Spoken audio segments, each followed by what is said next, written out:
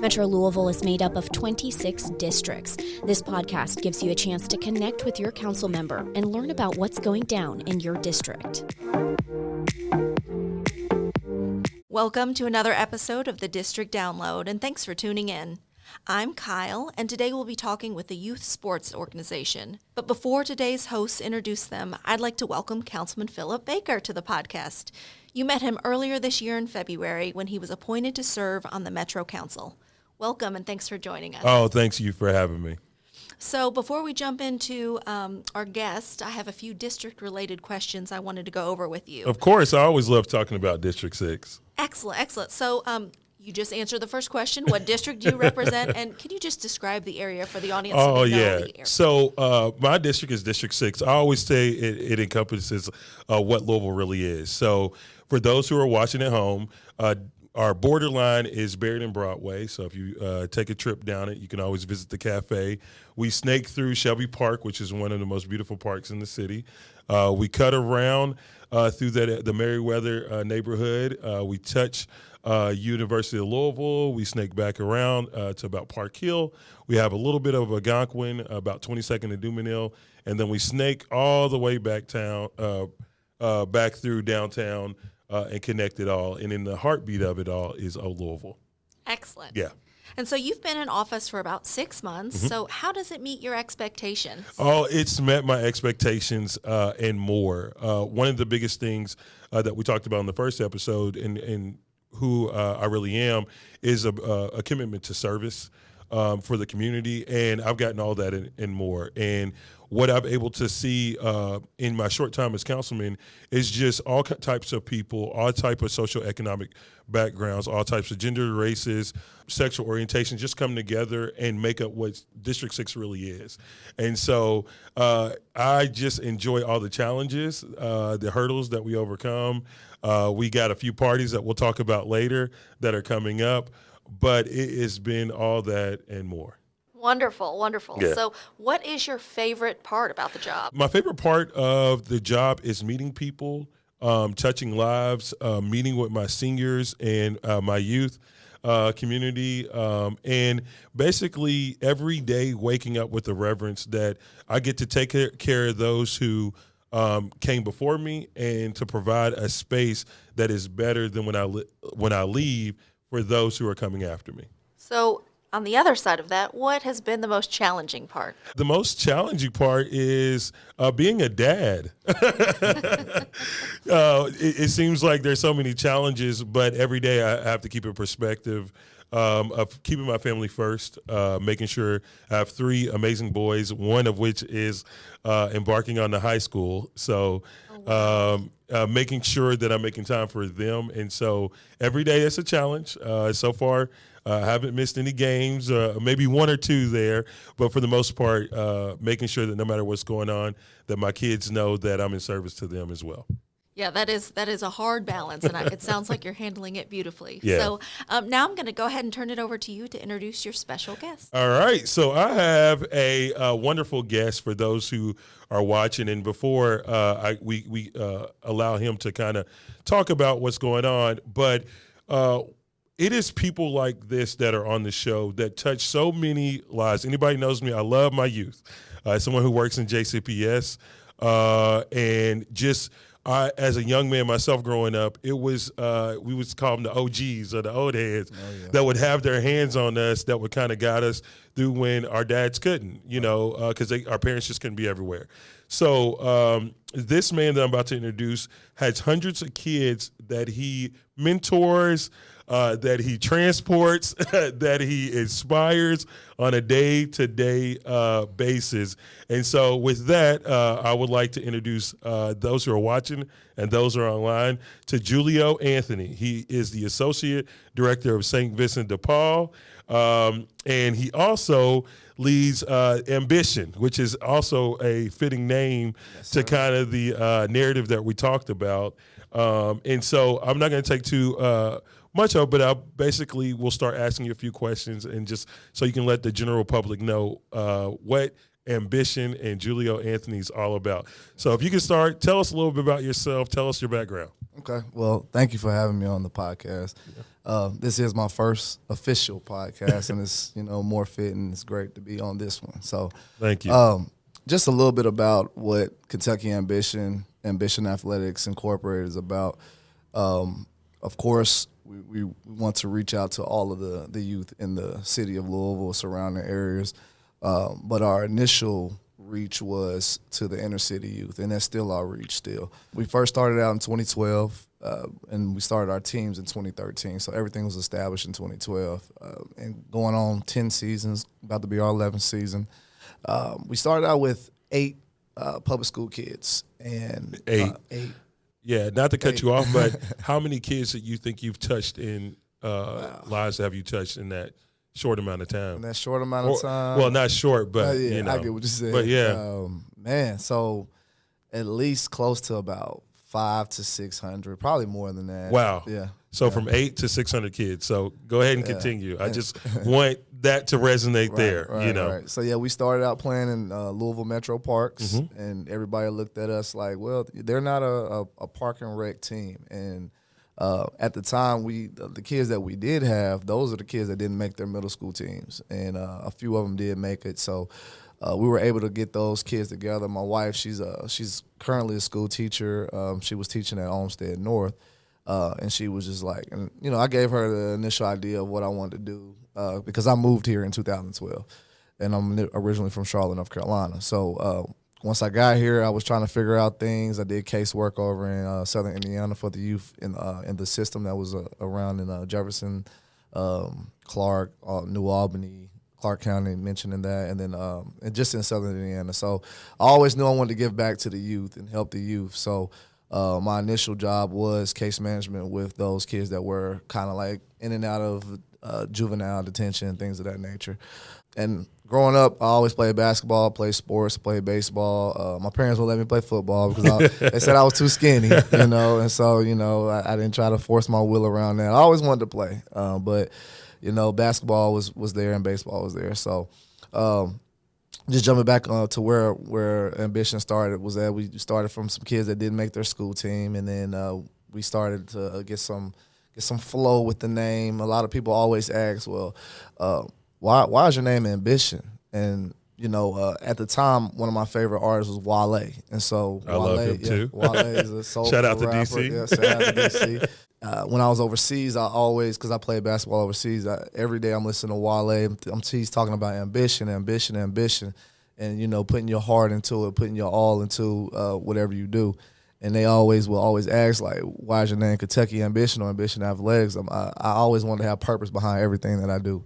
And so with that purpose, able to lead the youth, able to get some segue going as far as like the teams that we were running. And so once everybody saw that, we did things kind of seamless, and we tried to make sure it wasn't no riffraff or things around the kids that are playing. Of course, as you mentioned, myself and another coach, Coach David and Coach Rich, our main goal was to mentor kids and give back. So that's where we got that from. Okay.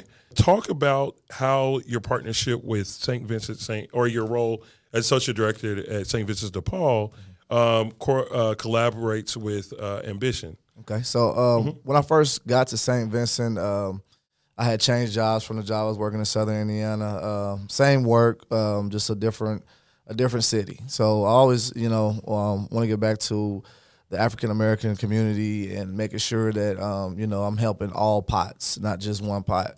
And so the connection with that was when I first came in, I was a caseworker, and then when I first got there, they had stated that they were in connection with the Boys and Girls Club. Sorry to name drop, but that's great because it takes all of us to push in the same direction to be able to most definitely to meet the need. Yeah, and so they had just built or put together a community center on the campuses of St. Vincent de Paul and Louisville, and so the collaboration kind of went left, and so we still had the building there. It was already set up, computers, monitors, TVs. Kid play, soft play for the younger kids, gymnasium, kitchen, 4 to 6 classrooms. Now we have 4 offices upstairs, and we still had to do something with the building. So they said, hey, we're just going to do an after-school program. And so from that after-school program, it led into having spring break program. We collaborated with JCPS. I love JCPS, they started throwing stuff at us. The program and the families that we serve are formerly homeless or straight going in transition or things of that nature. So a lot of the children were McKinney-Vento eligible. So for those that are not familiar with McKinney-Vento, is formerly homeless or 1 year out of homelessness. Yeah. And so they said, hey, we still got to do something with this building. So we put our heads together, created the after-school program, had a lot of policy and protocols that we put together in order to be accredited and things of that nature. And so I had told them in my interview, not even knowing they had a gym or anything like that, I was like, of course I had my resume and things like that, and they saw that I ran some programs for youth and basketball programs, and they was like, hey, we got this building. It's a nice gym over here. It's not a full-size gym. It's a middle school-size gym. Whatever you want to do with it, let us know. And, of course, the red tape and stuff had to, insurance and things of that nature, Absolutely. which is cool. It's fine.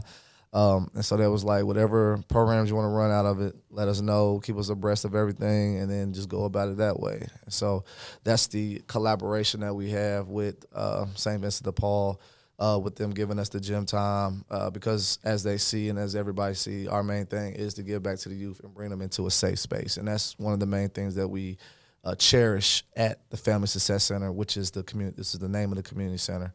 Having a safe space for the kids. All the doors are locked. It's hard to get in that building. Like you gotta bang on that door, buzz in. Nobody can just walk into that building.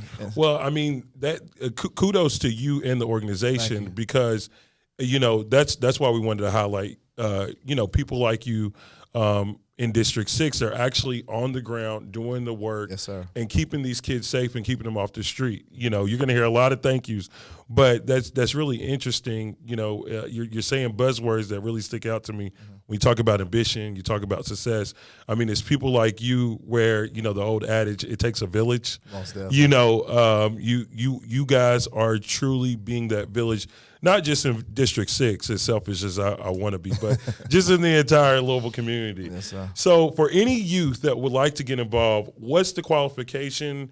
If you could talk about how does a parent sign up? How do we get that that message out to them to get them connected to resources, right. to you, St. Vincent de Paul, Okay. et cetera? We are, as you mentioned, located in Smoketown, Shelby Park area. I'm typically there every afternoon from like 3 to about 9 sometimes, just, practicing with the kiddos, training and things of that nature. We do have a website. It's www.KentuckyAmbition.com. Okay. You can also find us on Facebook. Just type in Kentucky Ambition. It'll pop up. Also on Instagram, Kentucky Ambition, everything one line with Kentucky Ambition. And as I mentioned, to the qualifications, there are basically no qualifications because we work with everybody. We have teams that are directed towards building skill. Then we also have teams that are directed towards the individuals that are intermediate. They know a little bit something about the game of basketball, put them on those teams. Then we also have like our elite teams that travel the U.S. and play in different locations, play in different states and things like that. So it's not just geared towards one demographic. It's geared towards everything and everybody that wants to be a part of something that is seamless, that we do thrive and strive off of our structure and things of that nature. Now, is this seasonal or is this all year round? Yeah. With the exception of holidays. So, exception of holidays, we are a year-round program. Okay, great. Yeah, we are a year-round program, and as mentioned, we take a few weeks off in August because the tournament season ends the last weekend, the first weekend in August. So this weekend will be our last weekend of basketball as far as like tournament play. But we have a team that's starting a league this Saturday, or next Saturday, and they'll be going to the beginning of September, and then everything will roll over into our Division I league. We call it the D1 league. It's the development first, so it's The development part is the kindergarten all the way to 5th grade, because those are very intricate years that kids do need to be able to learn the X's and O's and the A's, A, B, and C's of basketball. And then we have, as mentioned, the D1 league, and that's all the way from kindergarten to 8th grade. So from 5th to 8th grade is a little bit more competitive, because we feel like at 6th to 8th grade, the middle school age, we feel like it's more competitive, just because a lot of kids are already understanding the process of development. And so in those games, you'll see a lot of competing, a lot of just passion and things of that nature. You'll see that also in the kindergarten through 5th grade division, but it's more intense in the middle school division. And I've been to some of this stuff too, and one thing that surprises me is that for those who like KHS AA basketball, that majority or a lot of those have either played against your team or have been in your team. Yep, so I know you got your hands all through JCPS yes, sir, on most that. Definitely. So we talked about some pretty serious stuff, and we talked about how the program was started. I want you to now talk your stuff. Okay.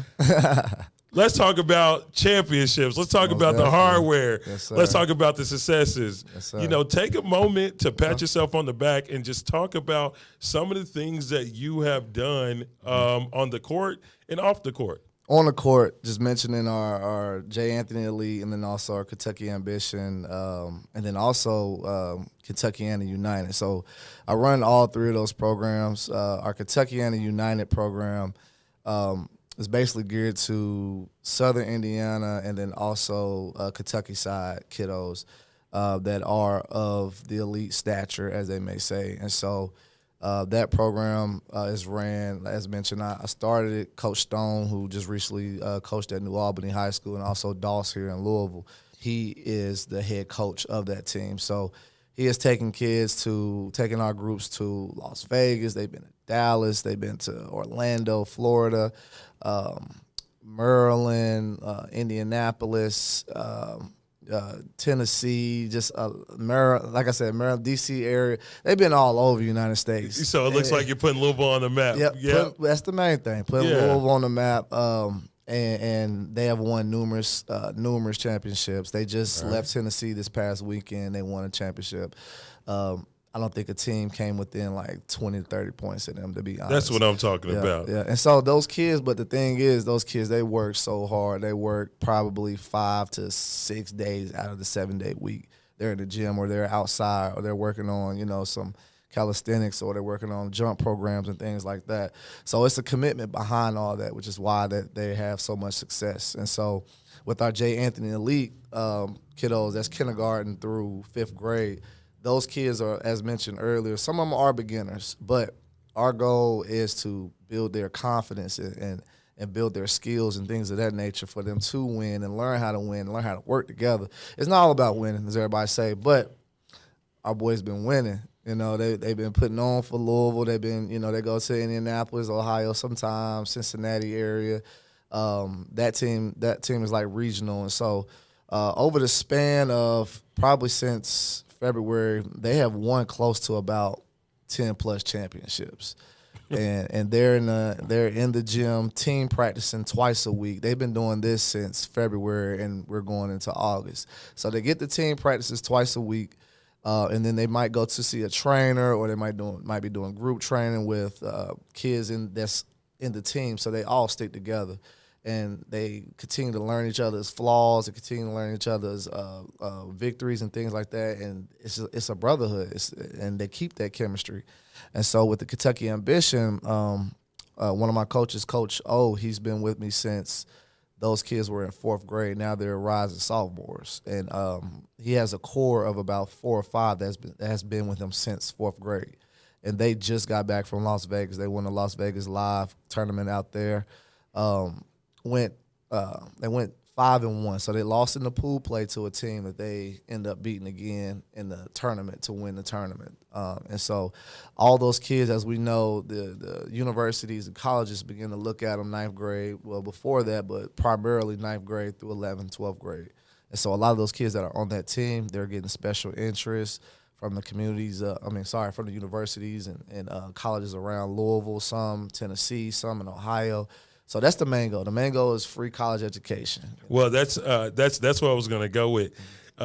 Because I know Duke has Coach K, but you're going to be our Coach J. Oh, yeah, Coach so J. if University of Coach J. Louisville or UK, we don't want to, and not just J for Julio, but for Jewel. So you don't want those coaches to miss out on this jewel that's homegrown, that's a few blocks away. That's so right if you're around the watching or corner. listening, make sure you're connecting. Yes, sir. So for those who are listening or those who are watching, how can someone give money? How can, what are some of the needs that you see that your team faces on the day-to-day? Because I know nonprofits and also just rounding up kids. Right. I mean, the way they yeah. eat, the jerseys they grow, the Right. shoe size, all of it. How can they contribute and how can they connect with you? So we are a fully functioning nonprofit 501c3, and our mantra, our name is Ambition Athletics Incorporated. So any information they want to retrieve from that to make sure that, of course, we're legit, because a lot of people that say they're 501c3, they're not.